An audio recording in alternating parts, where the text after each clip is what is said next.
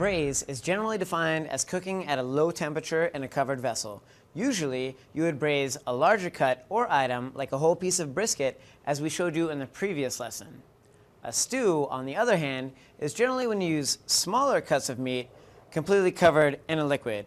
And in this case, we have small cuts of meat, which I'm not actually going to season because of the mere fact that I want to retain the moisture inside of the meat.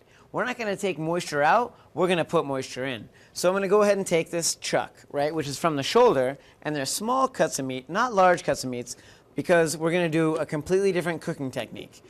Previous lesson, you got the whole braising aspect. This isn't braising, not to be confused with braising. This is stewing, right? So here we have our small cuts of meat, our small chuck, right? Got the beef right there, and then we're going to go ahead and add our veggies, right? And in this case, we've got some onions, we've got some carrots, we've got some thyme, basically kind of like classic ingredients. These vegetables are not only going to go into the marinade, but they're also going to be in the finished cooking process. They're going to be in our stew, if you will. That's why you call it stewing, right? So I'm going to cut them into nice, large, manageable sized pieces that are going to retain their integrity and end up being not only a garnish, but a beautiful, delicious component of the finished dish. So we've got onions, nice largely diced. I kind of cut them into sixths. Take my carrots, go ahead and cut off the tips.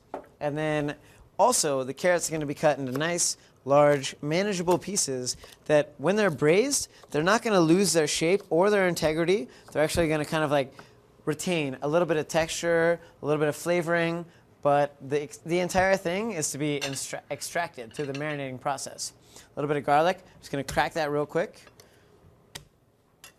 Add that to the beef bourguignon marinade. Everything's going up in here.